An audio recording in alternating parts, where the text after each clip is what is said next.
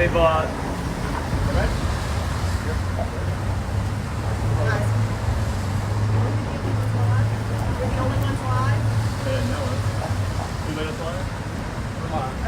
Okay. All right, go ahead. All right, folks, we want to give y'all an update on the Hard Rock. As we've said, we'd like to give you as many updates as possible. We don't have anything major to report today, but just want to give you what we have. Our objectives have not changed here at the site. Life safety is still our number one priority, then recovering the victims and recovering evidence, and then obviously keeping the site safe and getting the community back to normal as much as possible, getting these businesses back to normal.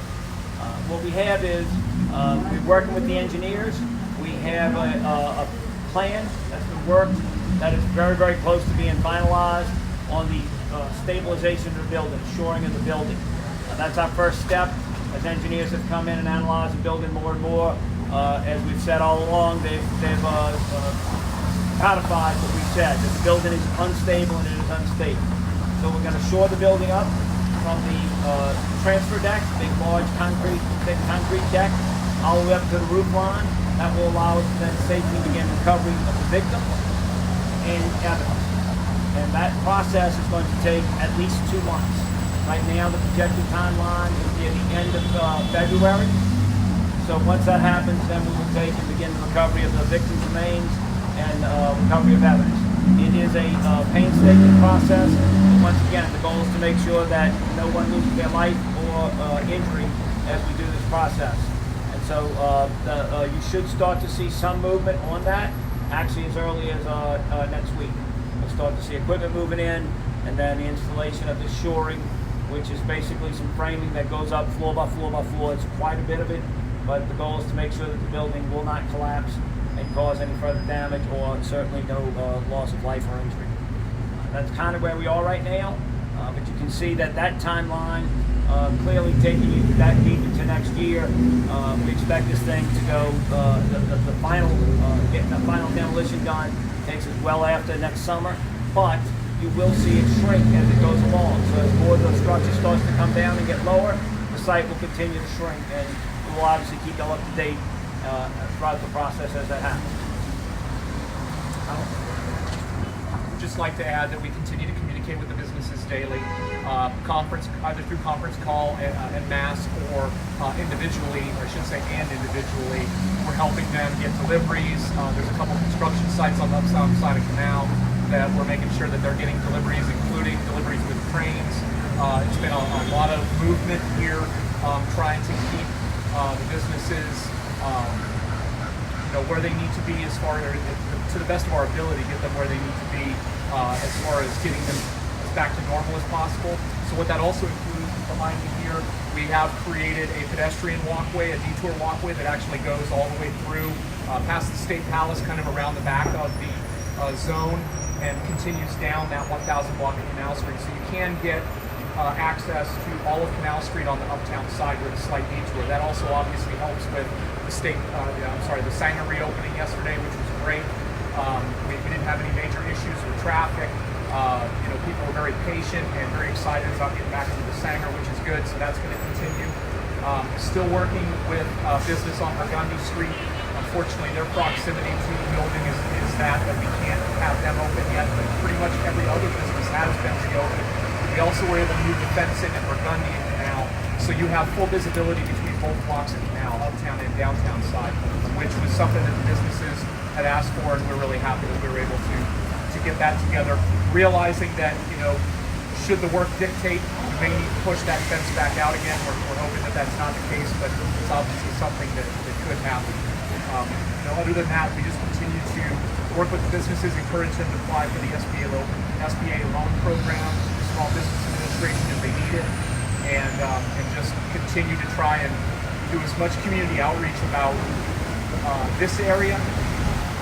All of these special events going on, that work is still continuing. We're now looking at Mardi Gras, obviously. We just came from a meeting, actually. The Chief was there as well, with all of our public safety, Chief Ferguson, about, there is going to have to be some decisions made about parade routes and things for Mardi Gras that we're already started working through with the special events section at LPD and Office of Homeland Security and Emergency Preparedness, if we're going to continue those conversations and have a good viable plan very shortly for how we want to address not having the 1,000 bucket canal available during Mardi Gras 2020. Any questions for Foxy? Yes, so Chief, just to recap, I know that you were saying work should begin as soon as next week, and you talked about building that barrier. Can you just go over again, building barrier you said to the roof? It's not a barrier, shoring it's called. So basically you're putting shoring in the building that will support the structure. So the fear is that the thing would collapse. Once again, we had a catastrophic collapse here, and as everyone's well aware of, we don't know what caused it yet, and we don't know what's stopping it from happening further in the building. Engineers have been in and assessed it, and so the best plan, the safest plan, is to shore up, install shoring in the building, that heavy transfer deck, which we believe is capable of supporting it, and build shoring all the way up to the roof line, and then safely work in the building for the recovery of both victims, evidence, and then begin to dismantle the building. I would say imagine like floor jacks. You jack up basically, support each floor all the way up, and it creates a tremendous amount of stability as you move up towards the top. Telemundo? Yes, it's Flores Rodriguez with Telemundo. Do you have any idea once the work starts, how long it would take to recover the victims? And one of the victims being a Mexican national, the Mexican community in New Orleans, I'm wondering why it has taken so long to recover two bodies, because they're used to dealing with earthquakes in Mexico, and they say that the work is usually a lot faster. So they're wondering why it's taken so long to recover this Mexican national. What would you say to the Mexican community in New Orleans? I want people to understand that the building's still very, very dangerous. And obviously, when you have a fatality, it's very difficult for everyone to deal with. The community, I think, is very invested in it. And obviously, the family's hurting more than anyone else, particularly right now at the holidays. However, when you have a building that is collapsed completely on the ground, you're going through a pile of rubble, it's dangerous, but it's not in danger of collapsing further on people.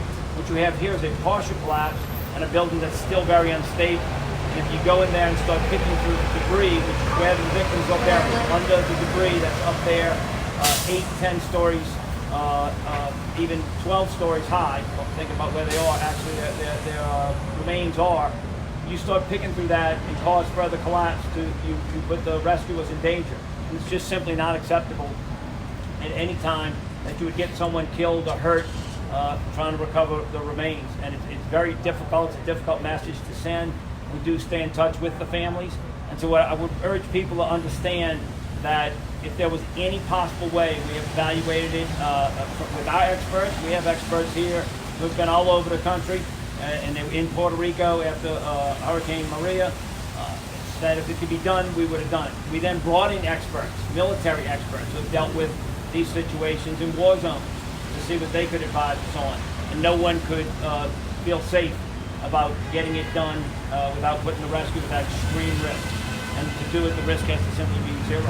Any idea how long it would take to reach the remains after To the your work first begins? question, to your first question about the timeline, we know it's going to take 2 months at least to shore it up. So we're talking about the end of February to get it shored up, and then it's going to take, we figure, about 30 days to get the victim recovery and the evidence recovery.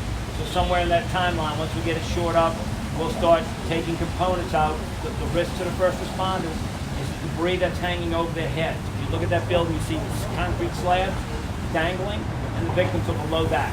So as you start to take that debris down, you'll get down to where the victims are, and then eventually get to the remains of the recovery done.